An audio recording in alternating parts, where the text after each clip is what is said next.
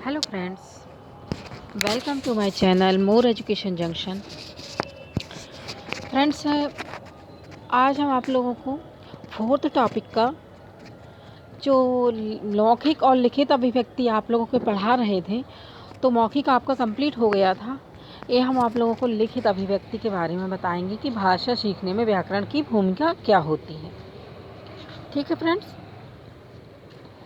तो चलिए स्टार्ट करते हैं। फ्रेंड्स, यदि आप लोगों को वीडियो की कोई प्रॉब्लम आ रही हो, जैसे स्पष्ट दिखाई नहीं दे रहा हो, तो आप लोग वीडियो की क्वालिटी बढ़ा लीजिएगा। ठीक है, तो चलिए स्टार्ट करते हैं। लिखित अभिव्यक्ति के अंतर्गत भाषा सीखने में व्याकरण की भूमिका। जब हम किसी भी चीज़ को लिख के अभिव्यक्त करते हैं, तो जब हम लिख के अभिव्यक्त करते हैं किसी भी भाव को, किसी भी बात को, विचार को, तो उसमें व्याकरण की क्या भूमिका होती है। व्याकरण के जो चिन्ह होते हैं, जो वर्तनी होती, जो शब्द होते हैं, उसके बारे में हम आज आप लोगों को बताएंगे। चलिए स्टार्ट करते हैं। फ्रेंड्स, बहुत ध्यान से सुनना, क्योंकि याद करने जैसी कोई चीज़ नहीं है। आप लोग टीचर बनने वाले हैं। हर चीज़ याद नहीं की जाती, हर चीज़ क्या होती है, समझी जाती है। यदि आप लोग समझ जाएंगे तो जो क्वेश्चन आप लोगों को आएंगे एग्ज़ाम में, तो वो आप लोग आसानी से कर लोगे। ठीक है फ्रेंड्स, तो यदि आप लोग मेरे वीडियो को कंटिन्यू रखिए, क्योंकि मैंने एक टारगेट रखा है कि आप लोगों को, जितने भी मेरे वीडियो देख रहे हैं, तो हमको जो लेके आना है 130 प्लस लेके आना है। इतने अंक लेके आना है, क्योंकि 190, 95 से कुछ नहीं होता फ्रेंड्स। ठीक है, तो हमको एक टारगेट रखना है कि 130 प्लस से ही नंबर हमारे आए। सो फ्रेंड्स, आप लोगों को ये वीडियो मेरे पूरे देखना, सीक्वेंस से देखना आवश्यक है, क्योंकि मैं बहुत अच्छे वीडियो आप लोगों को लेके आ रही हूँ। जो बाल विकास में जो चीज़ें हैं, बहुत छोटी छोटी चीज़ें हैं, उनको ध्यान में रख के मैंने आप लोगों को वीडियो बनाया है, और जो लैंग्वेज है, बहुत ही सरल लैंग्वेज में आप लोगों को समझाने का प्रयास किया है। तो चलिए स्टार्ट करते हैं। फ्रेंड्स, मारिया मोंटेसरी जी हैं, एक शिक्षा शास्त्री हैं। तो इन्होंने कहा है कि बाल को, मैं आगे मात्रा लगा लेना फ्रेंड्स, बाल को, ठीक है, बालकों को पहले लिखना सिखाया जाना चाहिए। इन्होंने क्या कहा है कि बालकों को पहले लिखना सिखाना चाहिए। और अन्य जो शिक्षा शास्त्री हुए हैं, उन लोगों ने क्या कहा है, उन लोगों ने ये बोला है कि पहले बालकों को बोलना सिखाना चाहिए।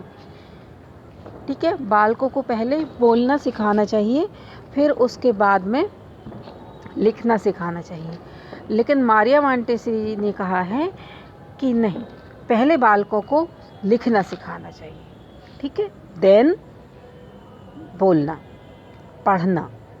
ओके, तो चलिए, कि लेखन एक शारीरिक प्रक्रिया है। ठीक है, इन्होंने कहा है कि लेखन जो है एक शारीरिक प्रक्रिया है, जिसमें बालकों को हाथों की गतिविधि करनी पड़ती है। ठीक है, लेखन कौशल का विकास वाचन की अपेक्षा कठिन होता है। तो इन्होंने बोला है कि लेखन जो कौशल होता है हमारा, उसमें वाचन की अपेक्षा, वाचन कौशल की अपेक्षा, पढ़ने की अपेक्षा, वाचन मीन्स पढ़ना, किसी भी चीज़ को क्या करना, पढ़ना या वाचना, इसी को क्या बोलते हैं, वाचन। ठीक, तो उन्होंने बोला है कि लेखन क्या है, कठिन है, और वाचन क्या है, उससे सरल है। तो पहले लेखन कौशल करवाया जाना चाहिए बच्चों को, और देन उसके बाद पढ़ाना सिखाना चाहिए। ठीक है, तो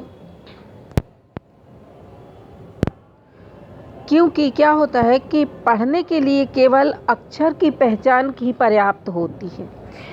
इन्होंने बोला कि पढ़ने के लिए अक्षरों की जो पहचान होती है, वर्णों की जो पहचान होती है, वह पर्याप्त होती है, परंतु लेखन के लिए उंगलियों को यथोचित घुमाने का अभ्यास चाहिए।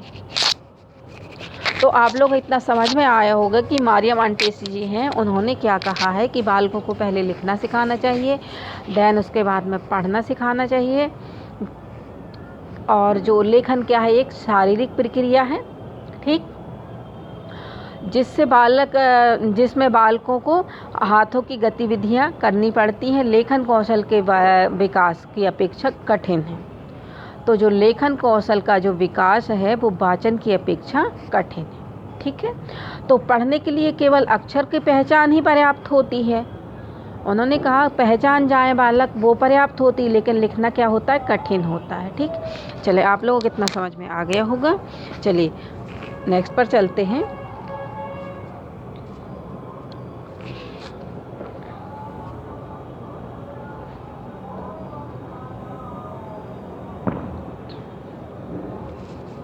देखिए फ्रेंड्स, जो लिखित अभिव्यक्ति को यांत्रिक पक्ष कहा जाता है, ठीक है। क्यों कहा जाता है यांत्रिक पक्ष? क्योंकि इसमें है हमको वर्ण, वर्तनी, विराम चिन्ह और लिखने का अभ्यास रहता है, ठीक है। तो इसलिए इसको क्या बोला जाता है, यांत्रिक पक्ष बोला जाता है। लिखित अभिव्यक्ति को यांत्रिक पक्ष बोला जाता है, ठीक। अब चलते हैं, इसमें जो पहला जो है वर्ण है, वर्ण, वर्तनी और विराम, तीन इसके यांत्रिक पक्ष हैं, वर्ण, वर्तनी और विराम। तो जो वर्ण होता है फ्रेंड्स, आप इसको बहुत अच्छे से ध्यान से सुन लीजिएगा, आप लोगों को समझ में आ जाएगा। देखिए, वर्णों की रचना सिखाने से पूर्व, जब हम बालकों को वर्णों की रचना सिखाते हैं, उससे पूर्व क्या करना चाहिए, बालकों को रेखांकन का अभ्यास कराना चाहिए। रेखांकन मीन्स होता है फ्रेंड्स आड़ी तिरछी जो है रेखाएं खींचना, ऐसे, ठीक है, आड़ी तिरछी सीधी ऐसी रेखाएं खींचना।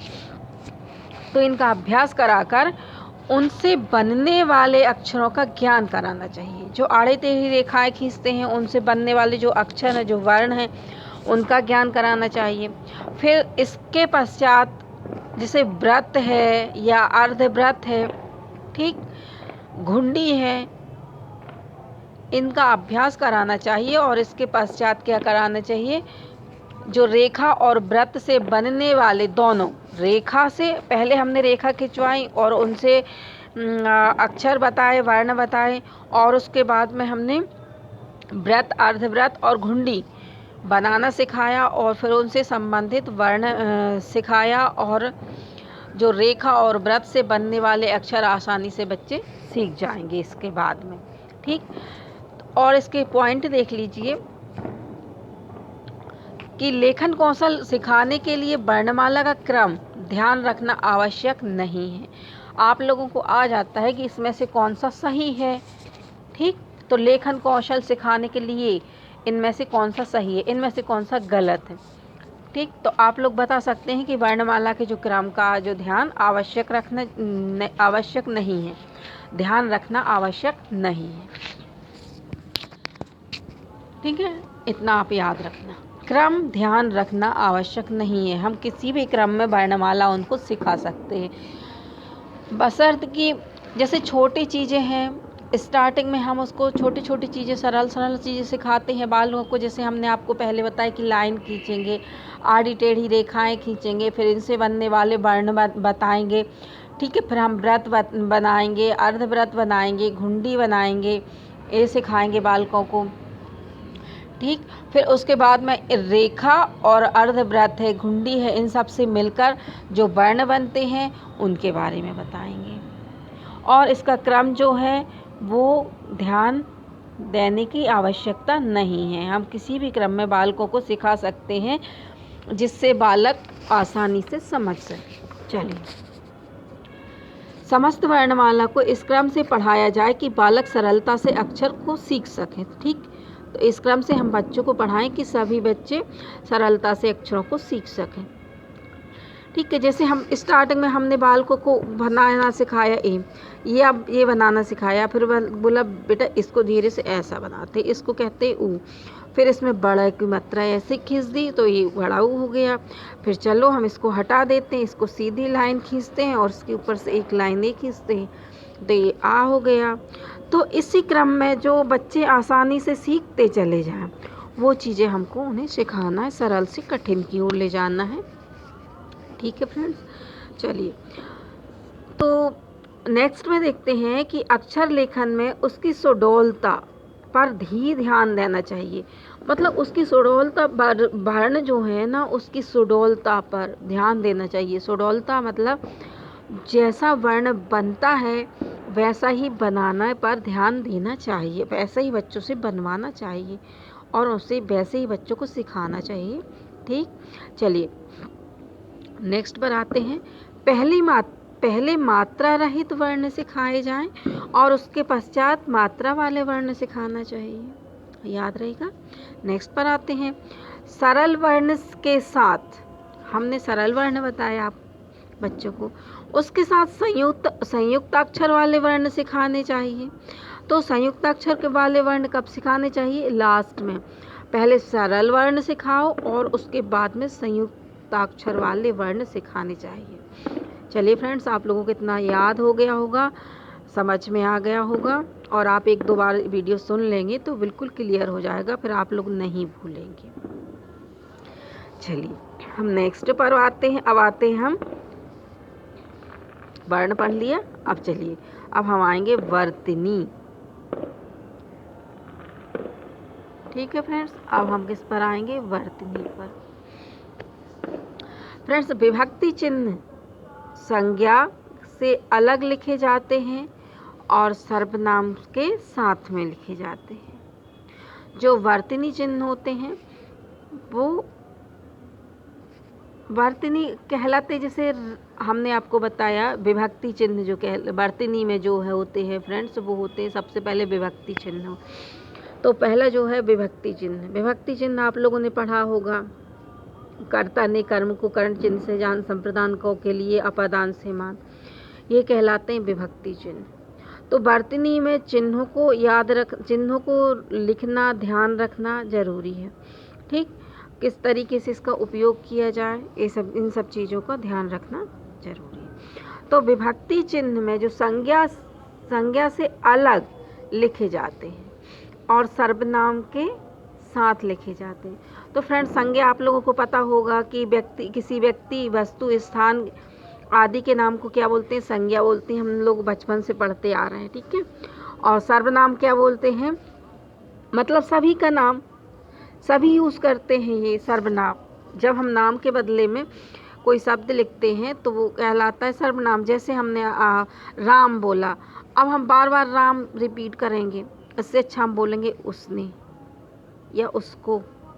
बार बार रिपीट करने से वाक्य क्या होता है, शब्द और वाक्य त्रुटिपूर्ण लगता है थोड़ा सा, तो बार बार बोलेंगे, तो इसलिए क्या होता है, सर्वनाम लिखे जाते हैं। चलिए, तो संज्ञा और सर्वनाम आप लोगों को पता होंगे। चलिए पढ़ते हैं। अब संज्ञा है, जैसे हमने आप लोगों को बोला, संज्ञा से अलग लिखे जाते हैं जो विभक्ति चिन्ह होते हैं और सर्वनाम के साथ में लिखे जाते हैं। आप लोग ये याद रखना कि पूछ लिया जाता है कि विभक्ति चिन्ह साथ में लिखे जाते हैं किसके? संज्ञा के, सर्वनाम के, क्रिया के, विशेषण के। तो आप लोग याद रखेंगे कि सर्वनाम के साथ जो विभक्ति चिन्ह लिखे जाते हैं। ठीक, तो देखिए, राम ने, राम को, राम से, कमरे में, राम का। ठीक, तो सब अलग लिखे हुए हैं, इनके साथ में कोई ऐड नहीं है। लेकिन सर्वनाम के साथ में देखिए, उसने, उसको, उससे, उसमें, उसका। ठीक, तो आप लोगों के समझ में आ गया होगा। चलिए हम देखते हैं, अब नेक्स्ट पॉइंट पर आते हैं। हमारा इसी से संबंधित है, जो वर्तनी से संबंधित है। ठीक है,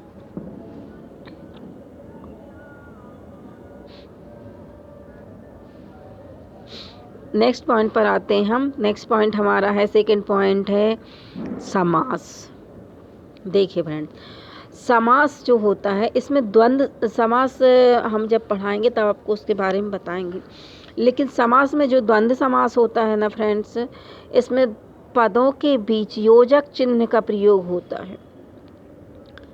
ठीक है, योजक चिन्ह क्या कहलाते हैं? जैसे हमने आप लोगों को बोला द्वंद्व समास, तो द्वंद्व समास में जैसे माता और पिता।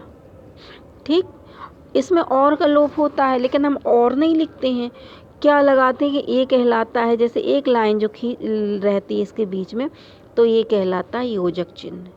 तो द्वंद्व समास के पदों के बीच जो है वो योजक चिन्ह का उपयोग किया जाता है।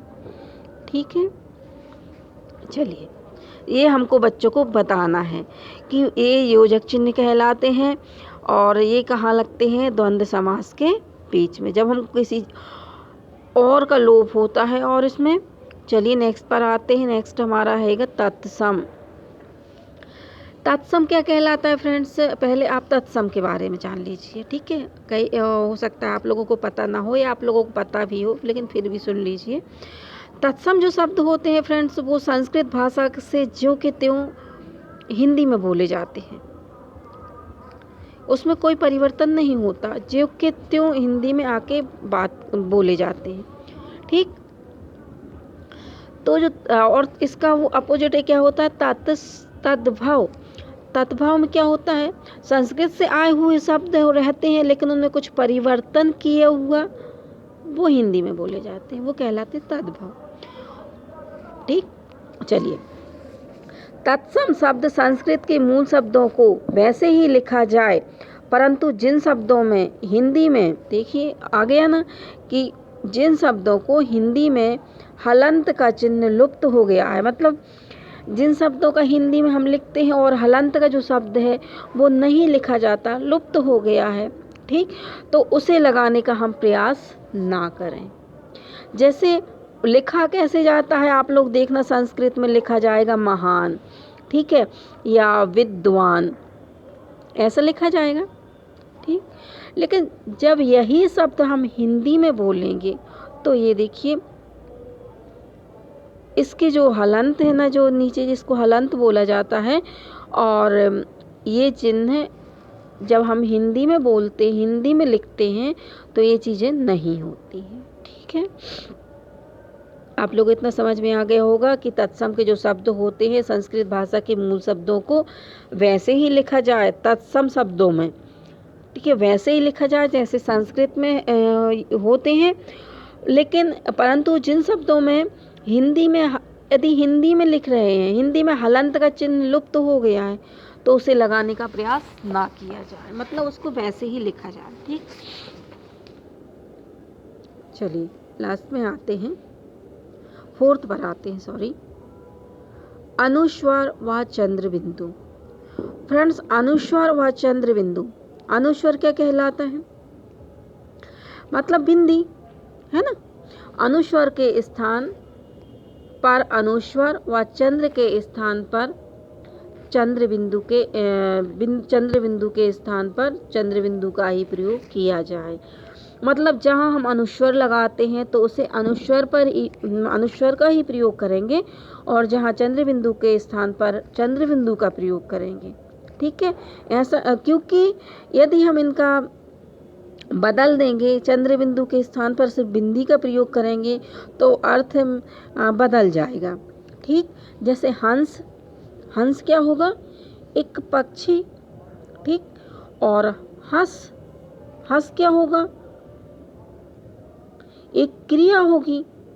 ठीक है, उसी प्रकार से चंद्र और चांद, मतलब जब हम बिंदी, मात्राएं या लहजा बोलने का, या आगे चल के मैं अभी बताऊंगी आप लोगों को कि जैसे उस दिन आप लोगों को बताया कि किसी शब्द पर ज़्यादा जोर दे के बात की जाए तो उसका अर्थ बदल जाता है, अर्थ में परिवर्तन हो जाता है। ठीक है, तो उसी प्रकार से यदि हम चंद्र बिंदी या अनुस्वार जो है इनका हम स्थान बदल दें, या इनके स्थान पर चंद्र बिंदी के स्थान पर बिंदी लगा दें, या बिंदी के स्थान पर चंद्र बिंदी लगा दें, तो इनका अर्थ भी बदल जाता है। कहने का मतलब मेरा यही है। चलिए हम आते फिफ्थ पॉइंट में, फिफ्थ पॉइंट पर आते हैं। इसमें फ्रेंड्स जैसे नुक्ता, नुक्ता क्या कहलाता है फ्रेंड्स, नुक्ता कहलाता है, जैसे विदेशी वर्णों में क्या है, जैसे हम का लिखते, किसी नुक्ता ये कहलाता है, एक मिनट, नुक्ता यह कहलाता है कि जैसे हमने का लिखा और का के बाजू से हम क्या बना देंगे, छोटी सी बिंदी बना देंगे, इसको बोलते हैं नुक्ता। जैसे हमने खा बनाया और खा के बाजू से बिंदी बना दी तो इसे बोलते हैं हम नुक्ता। ठीक है, नुक्ता किसको बोलते हैं? इस बिंदी को नुक्ता बोलते हैं। और ये विदेशी वर्णों में प्रयोग किए जाते हैं। नुक्ता वाले जो शब्द होते हैं वो विदेशी वर्णों में प्रयुक्त किए जाते हैं, हमारे यहाँ के जो हिंदी भाषा में प्रयुक्त नहीं किए जाते। चलिए इसके बारे में थोड़ा सा देख लेते हैं। विदेशी वर्णों में जैसे का, खा, गा, जा, फा, याद रखना इनको, का, खा, गा, जा, फा, इनके नीचे नुक्ता लगाया जाता है। जो ये वर्ण होते हैं ना फ्रेंड्स, का, खा, गा, जा, फा, इनमें नुक्ते का प्रयोग किया जाता है। ठीक, और नीचे नुक्ता लगाया जाता है। नुक्ता कहाँ लगाया जाता है? नीचे लगाया जाता है। ठीक, और जैसे कमीज लिखा है, देखो नुक्ता लगा है ना जाके बाजू से। अखबार लिखा है, खा में नुक्ता लगा है। फिराक लिखा है, फा में नुक्ता लगा है। ठीक है, आदि शब्दों में इसको बोलते हैं नुक्ता, याद रहेगा। चलिए रेफ के बारे में पढ़ेंगे अब। 6 पॉइंट इसका रेफ है। ठीक है फ्रेंड्स, बहुत सी जो चीज़ें हम लिखते हैं बच्चों को बताते हैं, छोटी छोटी चीज़ें जो होती हैं, हमने आपको पहले ही बताया कि छोटी छोटी चीज़ें या तो वाक्य को शुद्ध करती हैं, और यदि हम ठीक से इस्तेमाल नहीं करते हैं तो वाक्य अशुद्ध हो जाते हैं, अर्थ बदल जाता है। ठीक है, तो इन सब चीज़ों को बालकों को बताना बहुत ज़रूरी होता है ताकि बच्चे गलती ना करें, बच्चे सीख जाएं। चलिए तो रेफ के बारे में रेफ का प्रयोग करेंगे। तो आधे रा को अगले वर्ण के ऊपर लिखा जाता है। ठीक है फ्रेंड्स, जो आधा रा होता है ये रा कहलाता है। इसको हम कैसे लिखेंगे? ये कहलाया आधा रा। अब आधे रा को इसके अगले वाले वर्ण पर, आने वाले वर्ण पर ऊपर लिखा जाता है, या लगाया जाता है। जैसे हमने लिखा है आप लोगों को कि पार्वती, पार्वती लिखा। ठीक, तो एक हो गया पार्वती, लेकिन ये क्या है? अशुद्ध है। और शुद्ध वाक्य में हम क्या लिखेंगे? शुद्ध शब्द पा, या पूरा रा है जी, यहाँ पर आधा रा है, तो ऐसा लिखा नहीं जाता आधे रा को। ठीक है, हलंत लगा के नहीं लिखा जाता। तो यहाँ जो रा है ना, यह किस पर आएगा? इसके अगले वाले शब्द पर आएगा। आप लोग कभी भी ये शुद्ध अशुद्ध में भी आते हैं, जैसे क्वेश्चन पूछ लिया जाता है कि आशीर्वाद कैसे लिखाया जाता है, ये कई बार क्वेश्चन आया आशीर्वाद। ठीक, तो जैसे पार्वती, पहले पार्वती का देखते हैं। पार्वती जो है तो ये रा है, ये रा यहाँ ऐसे नहीं लिखा जाएगा, इस पर इसकी रेफ आ जाएगी, तो ये कहलाती है रेफ। तो यह कहलाएगा आपका शुद्ध शब्द हो जाएगा। देखिए फ्रेंड्स, हमने आप लोगों को क्या बताया? आशीर्वाद। कई बार आता है क्वेश्चन कि शुद्ध शब्द इसमें से छांटिए, तो उसमें मैंने बहुत से एग्जामों में देखा है कि ये चीज़ आती है क्या? आशीर रा यहाँ आएगा, आशीर्वाद। ठीक, यह हमारा शब्द है, गलत है। अब हमें लिखना क्या होगा? बहुत से शब्द आप लोगों को दिए रहेंगे, जैसे आशीर्वाद, और रा यहाँ लिख दिया जाएगा, रा यहाँ पर, सा यहाँ पर, वा ऐसा करके लिख देते। ठीक, तो आशीर्वाद, तो वा के ऊपर ये रा यहाँ लिखा नहीं जाएगा, इसकी रेफ किस पर आएगी? वा पर आएगी, इस पर आएगी, और यहाँ दा, आशीर्वाद। ठीक है फ्रेंड्स, तो बोल के देख लेना आप लोग, और जहाँ रा आ रहा है उसके अगले वाले वर्ड पर आपको रेफ लगानी है। ठीक, ऐसा हमें बालकों को बताना है। चलिए नेक्स्ट पर आते हैं, संयुक्ताक्षर। संयुक्ताक्षर जिन शब्दों के अंत में खड़ी पाई होती है उनमें खड़ी पाई हटाकर संयुक्ताक्षर लिखा जाता है। तो संयुक्ताक्षर कैसे बनते हैं फ्रेंड्स? कि जिनके खड़ी पाई होती है उसको खड़ी पाई हटा के बनाया जाता है। जैसे कच्चा, का, इसका चा और जे चा, कच्चा। ठीक है, पक्का, इसका ये हटा के पक्का, मक्का, तो ये कहलाते हैं। जैसे ये जो दो शब्द हैं दिए हुए हैं आप लोगों को, जैसे का, तो ये तो पूर्ण वर्ण है, लेकिन संयुक्त अक्षर क्या कहलाएंगे? जब एक आधा और एक पूरा दोनों जब मिलेंगे वह कहलाएगा हमारा संयुक्त अक्षर। ठीक, जैसे आधा का और का ये कहलाएंगे, ये दोनों कहलाएंगे, क्या कहलाएंगे? संयुक्ताक्षर। इनको संयुक्ताक्षर बोलेंगे। चलिए नेक्स्ट पर आते हैं फ्रेंड्स, विसर्ग पर आते हैं। विसर्ग में क्या है कि विसर्ग के स्थान पर हा का प्रयोग नहीं करना चाहिए। कई लोग बोलते हैं जैसे पुनः, देखिए उच्चारण में क्या आ रहा है? पुनः हा का उच्चारण आ रहा है ना, तो हमें हा नहीं लिखना है, इसका उच्चारण तो पुनः होगा, लेकिन लिखना क्या है हमको? पुनः। आहा लगा, इसके विसर्ग लगाना, पुनः। ठीक है, इतना समझ में आ गया होगा। देखिए फ्रेंड्स, लास्ट हमारा क्या है? 9 नंबर। 9 में क्या दिया है? री। क्या दिया है? री। अब इस री को बोलते क्या है हम? री, और लिखते क्या है? इस प्रकार से रे। ठीक, तो रे का उच्चारण री जैसा किया जाता है पर लिखा नहीं जाता। जैसे ऋषि, ये क्या है? अशुद्ध हो गया, लिखा कैसा जाता है? ऋषि। ऋणम ऐसे नहीं लिखा जाता, ये क्या हो गया? अशुद्ध हो गया, क्योंकि ऋणम बोला ऐसा जाता है लेकिन लिखा ऐसा जाता है। सो फ्रेंड्स, बहुत से ऐसे वर्ण हैं जो हम बोलते, उच्चारण में जो हम उच्चारण करते हैं वो लिखा नहीं जाता, और जो लिखा जाता है उसका उच्चारण इस टाइप से होता है। ठीक है, चलिए अब हम आते हैं, हमारा लास्ट पॉइंट जो है वो थर्ड पॉइंट है, और इसमें जो है विसर्ग चिन्ह में आएंगे हम। विराम चिन्ह में। विराम चिन्ह लास्ट का है हमारा, विराम चिन्ह। फ्रेंड्स, विराम चिन्ह जो क्या कहलाते हैं कि बातचीत करते समय वक्ता अपने आशय को अधिक स्पष्ट करने के लिए कुछ रुकना पड़ता है, इसके रुकने को विराम कहते हैं। ठीक है, और लिखने में भी भाव स्पष्ट करने के लिए ऐसे स्थानों पर कुछ चिन्हों का प्रयोग किया जाता है, और ये चिन्ह कहलाते हैं विराम चिन्ह। ठीक है फ्रेंड्स, जब हम रुकते हैं बातचीत करते करते, जब वक्ता अपने आशय को अधिक स्पष्ट करने के लिए कुछ रुकता है, ठीक है, और इसके रुकने को हम विराम कहते हैं।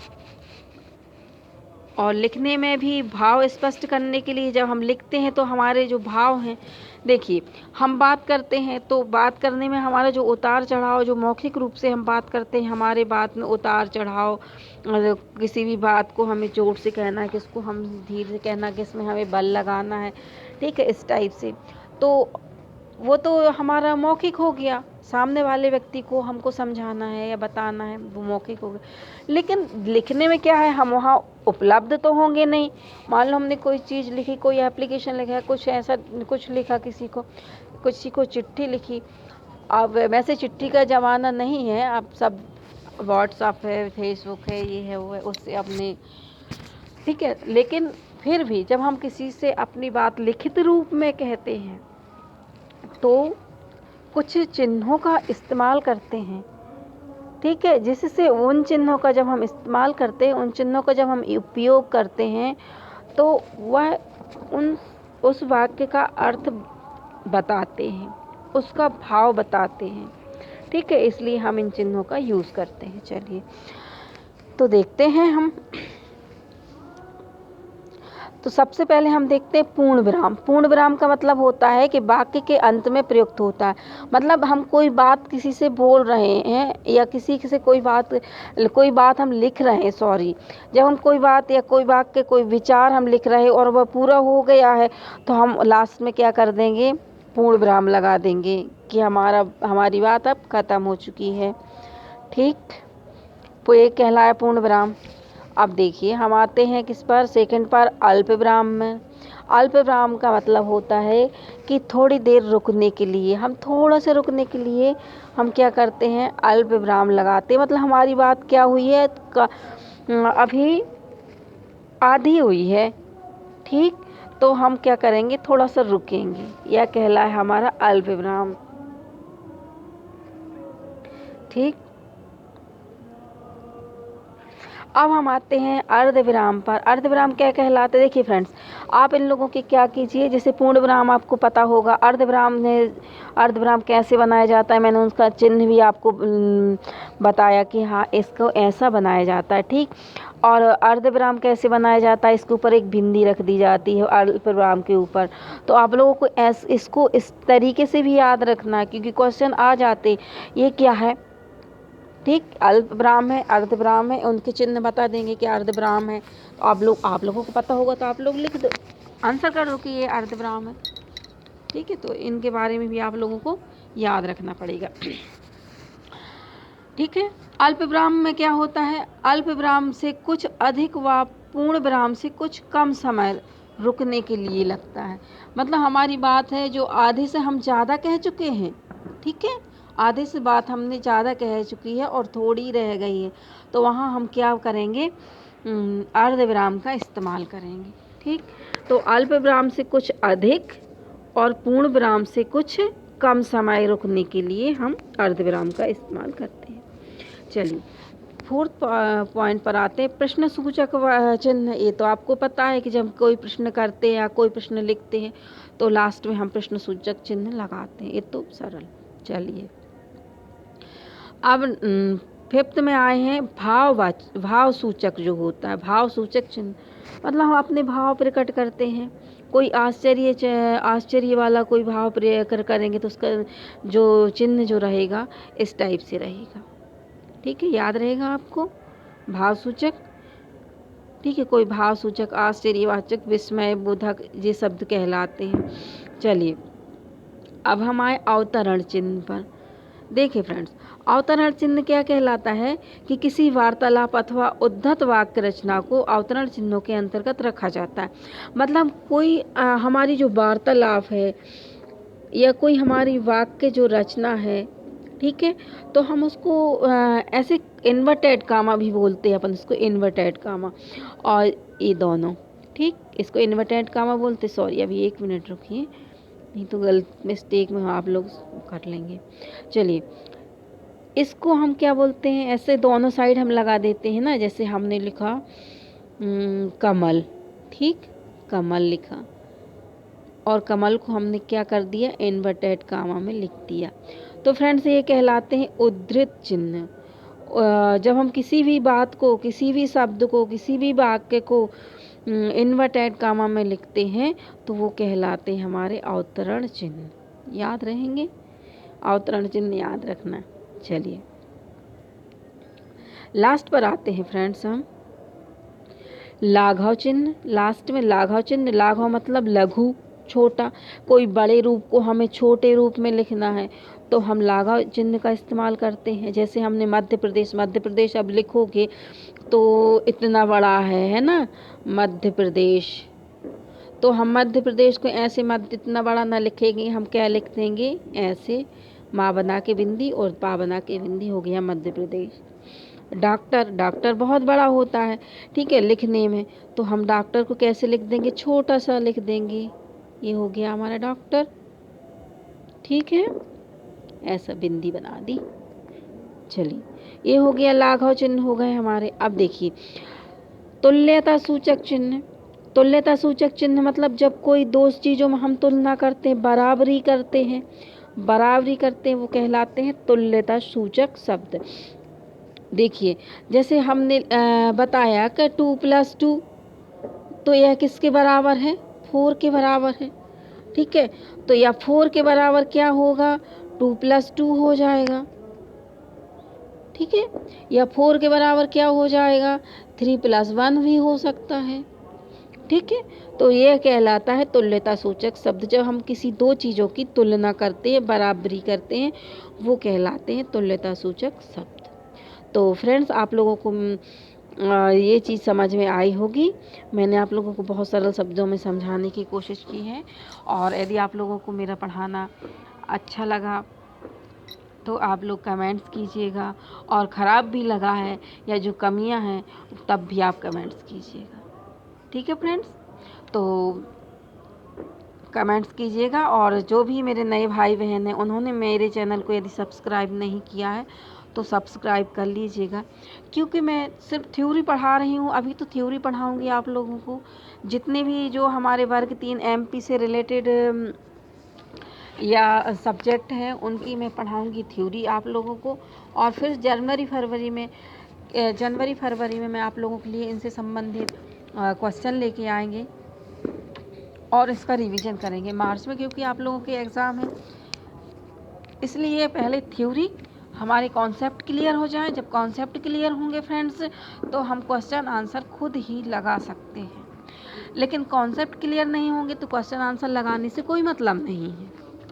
तो फ्रेंड्स पहले हम क्या करना है, कॉन्सेप्ट क्लियर करना है, क्वेश्चन आंसर बन जाएंगे। ठीक है फ्रेंड्स, तो चलिए आज के लिए बस इतना ही। Thank you my watching channel.